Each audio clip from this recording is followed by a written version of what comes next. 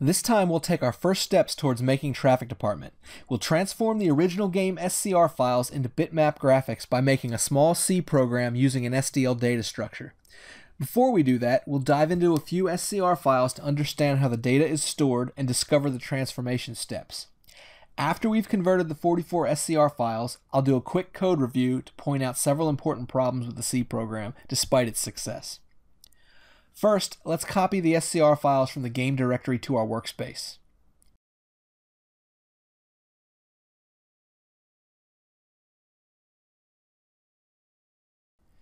Now we'll open our hex editor and pick a couple of different files to view and open up the line width for a larger view.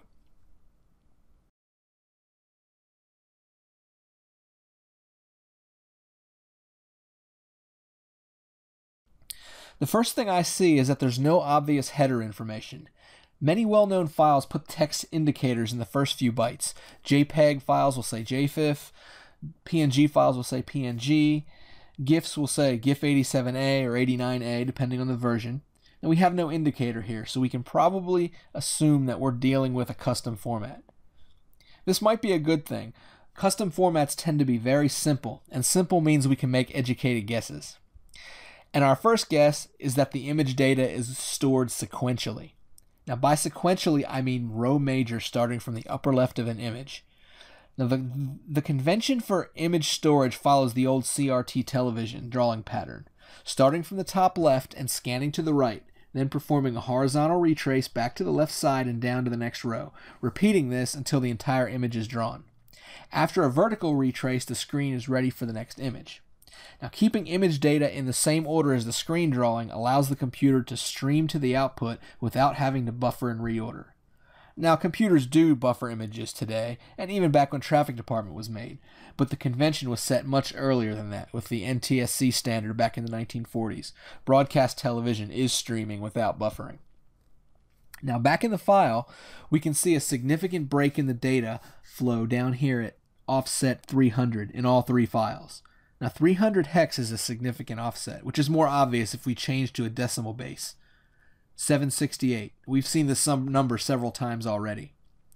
If we open PowerShell and look at the file sizes again, we see that each SCR file is 64,768 bytes. Now let's say that the first 768 bytes contain palette data, that is 256 different colors, each taking 3 bytes, one for red, green, and blue. So does it make sense for the remaining 64,000 bytes to contain image data?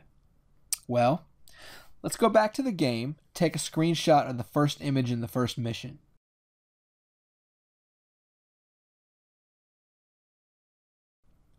It's a hangar screen that we'll import into GIMP. Now DOSBox actually scales up the game, and I believe it uses 2 stages, the first without interpolation and the second with interpolation. If we zoom in, we see that each game pixel is approximately 2 by 2, but there is an interpolation blending effect with the neighboring pixels for a total of a 4 by 4 per pixel. So to get the true image, we have to scale down to 25% without interpolation. Now this subsamples every 4th pixel, which happens to be the true uninterpolated source color. Now we can see specific artifacts that don't appear blended. I'm hoping this video recording doesn't strip away some of these fine details. Let's crop out everything but our image. Now we see the punchline. Our image has a resolution of 320 by 200. Well, 320 times 200 just happens to be 64,000. So our file size isn't an accident. Each pixel uses 1 byte to store a value. In our hex file, that value refers to one of the 256 palette indices stored in the first 768 bytes. But this leads to our second assumption. Each palette entry is stored sequentially, meaning the first byte represents one channel, say red, then the next byte is green, and the last byte is blue. This doesn't have to be true. Instead, the first 256 bytes could represent all the red values, the next 256 could be the green values, and so on. So to look up the first palette color, we would have to look at byte 1 for red, then byte 257 for green, and then byte 513 for blue.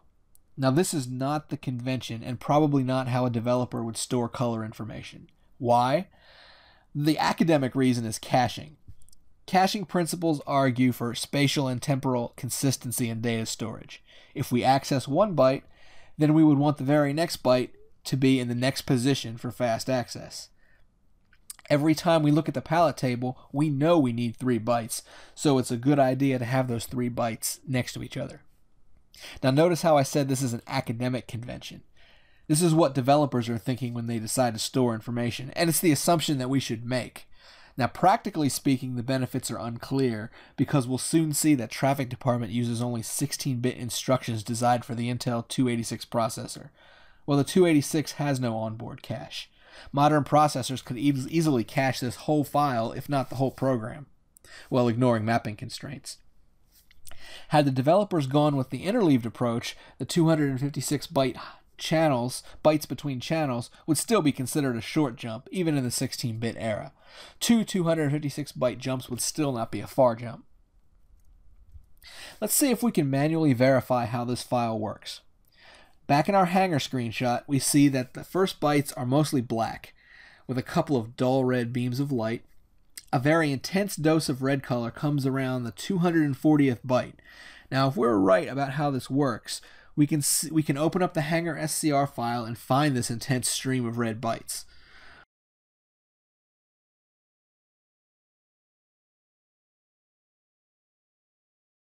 Looks like there's 2 files, so let's assume that the first one is also the first Hangar graphic in the game. Let's go down to the image data at offset 768. Now we'll move off 240 bytes, and we'll see a change from 0 to other index values.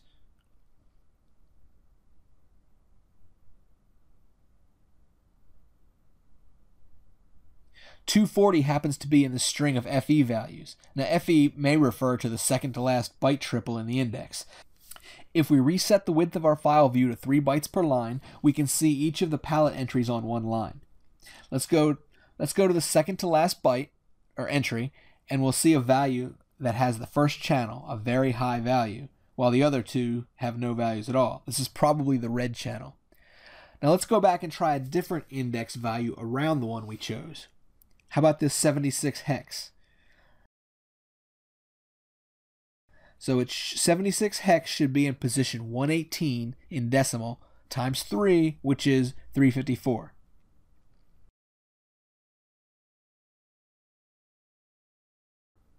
Yes, another apparent red color, not quite as bright as the FE value. Now the final quirk I'd like to point out is that all of the palette values seem constrained to 6 bits. They range from 0 for black to 3F for the brightest color in the channel. So to get the full standard 8-bit range, we need to left shift these values by 2, which is the same as multiplying by 4. The result will be in a value that ranges from the expected 0 to 255. Technically 252, since we only have a resolution in steps of 4. I'd say we know how this file works now. The first 768 bytes contain palette data. The remaining 64,000 bytes reference that data to look up 3 channels of color. Let's program up a solution and convert all these SCR files to bitmaps. So the first thing I want to do is set up the compiler makefile just to make life easier as we move through this project. I want to use several optional flags that I'll discuss as I type the file. Let's set the format to makefile. Since this is C, the compiler will be GCC. I want to include the SDL headers, which are separate from the standard library.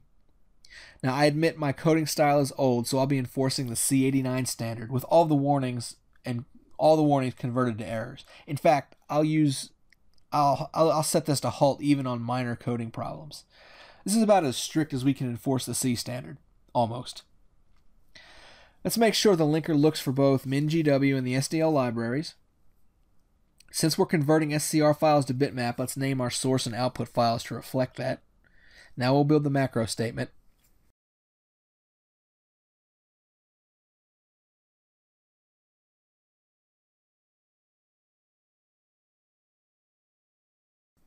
Let's save this makefile in our SCR file directory and we'll start our actual source code file.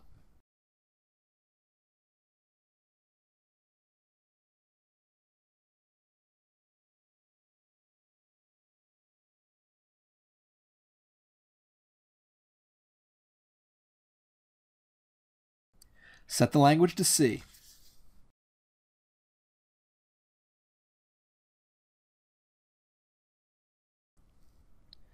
I'll type in a header comment explaining the purpose. Now the basic idea of this program is that I'll pass one SCR file to it on the command line, and this file will output a bitmap. We'll rely on an SDL function to do the conversion. All of this work can be done in main. Now when I'm working in a single main function, I put all of my variable declarations at the top, roughly in the order that I use them. You'll see me type a new code line, and if I use a new variable, I'll go ahead and use it first, and then I'll declare it at the top. So this is more of a stream of conscious approach to coding. I do have a structure though. I'll start by outlining our steps with comments and then fill in the details. I know I'll be outputting a file, so we'll need standard I/O.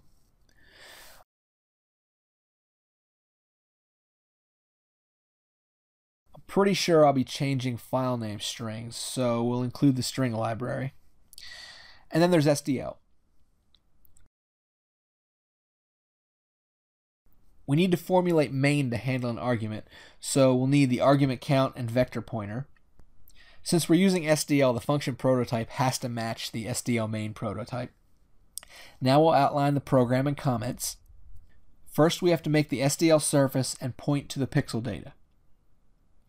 Then we open the SCR file that was passed in as argument 1. Next, we extract the palette from the first 768 bytes of the SCR file. Then we read in the 64K of image data, matching each byte to the palette and then writing it to the surface. We'll set the output file name by changing the extension from SCR to BMP. And finally, we'll save the file. Conceptually, that's all we have to do.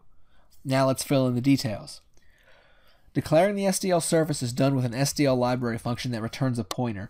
The parameters are flags, width, height, bit depth, which is 32 because bitmaps have an alpha channel, and then mask information, which I'll zero out for default. Now this SDL surface is actually a pointer to a struct. Within that struct is another struct holding individual pixel data with byte alignment. So we'll make a pointer to this struct called destination byte, and it'll be equal to the struct member named pixel. Remember, we have to dereference the surface pointer with an arrow operator, not the dot operator. We've used a variable here called surface, which is actually a pointer. Let's declare it at the top. Now let's declare the destination byte. You know, int isn't actually a byte. I should be using a char, but really I want to keep tight control of my definitions, so I'll use fixed width data types introduced in C99. I'll need to include the standard integer types. Now we're okay. Time to open the file. So file in is a pointer returned by fopen. Need to pass the command line name and access rule, read binary in this case. Declare file in at the top as a file type, which is a type def for an architecture-dependent file descriptor. Now we'll pull the palette data from the file in sequence and store it in an array. We'll iterate over a variable called current byte starting at 0. The invariant condition will stop at 768. We'll reuse that iterator to index the palette array. Now the array value will pull the character from the file, multiply it by 4. That way, all of the 63 max values become 252. Now let's declare both the iterator and the array. In C89, it's invalid to declare iterators within the loop itself. We also can't declare variable length arrays.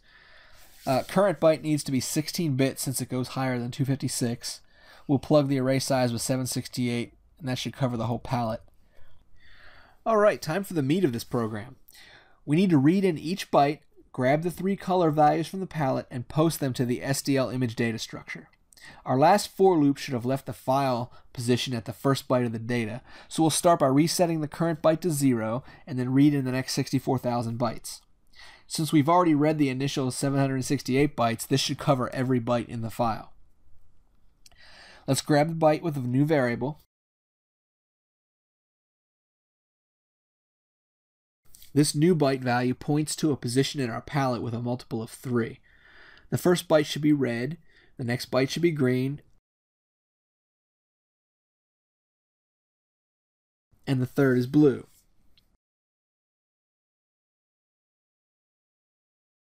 Now let's move these values to the output surface.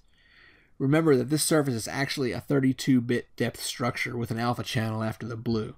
Our source image has no alpha channel, so we'll plug this value with full alpha of FF.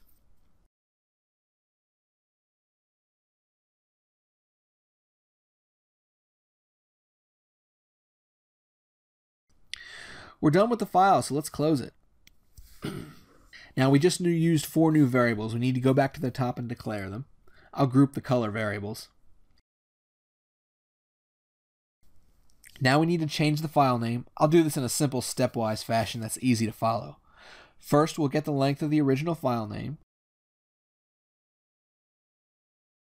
We'll chop off the 3-letter extension.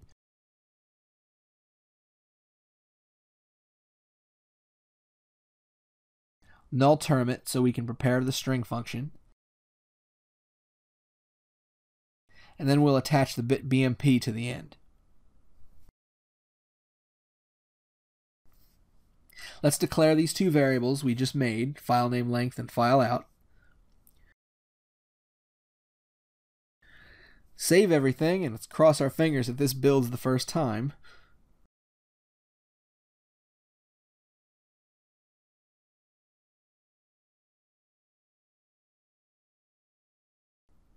And no, there's the obligatory error. Looks like only one though.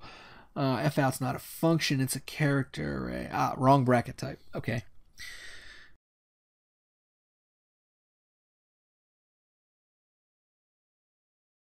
Alright, that's what I like to see. Let's test this out on the Hanger SCR file that we've been using.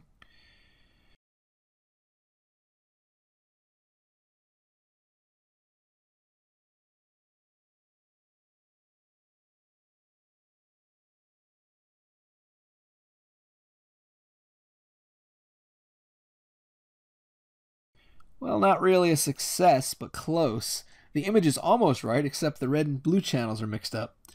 I know we read the file right, so I must have forgot to read up on the storage order of the SDL surface. That's why we read the manual.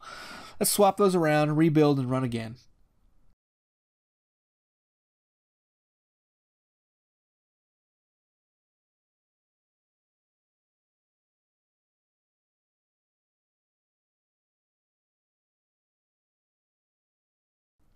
Alright, much better. Now we'll run this on all of the files with a 1-line shell script.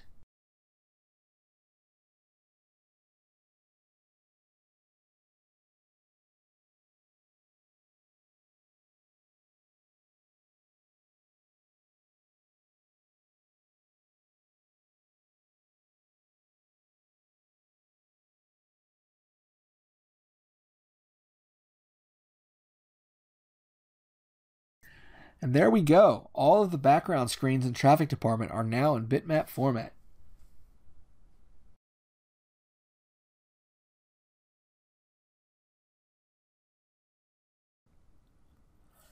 So since this is our first code snippet in this series, I'd like to hit a few points with a quick review. Now this is code that you would never want to find in a production environment. It does one thing right and everything else wrong.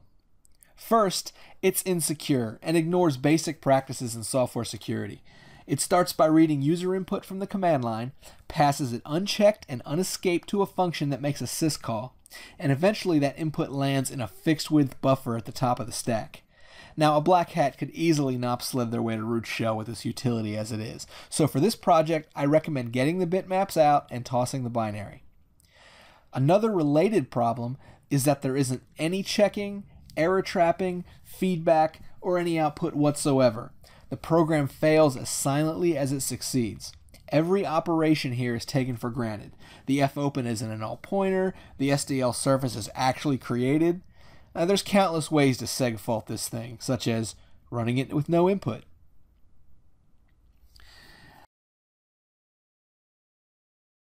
Now, a third issue is the way we access the SDL surface data. Now, normally this structure should be locked before making any changes, since SDL might have multiple threads working in the background. In this case, we're not actually using SDL. We haven't created a window or a renderer or even initialized it properly. We're just borrowing the data structure from the library for convenience, so we can get away with changes without locking. Fourth, If this code were a module of a larger program, it would have a huge memory leak. We didn't free the surface after we were finished with it. Now, fortunately, this program terminates immediately and the operating system shreds the memory pages. It's lazy, but in this case, we can get away with it. In general, bad idea. Finally, a minor detail is this line here is an implicit cast of a void pointer. In C, no problem, but a C++ compiler will halt. I prefer to keep it this way for readability rather than an explicit recast like this. And just be certain you know the format of the data behind the pointer before using just any data type. I think that covers most of the problems with this code. Bottom line, be sure to know the rules before you break them.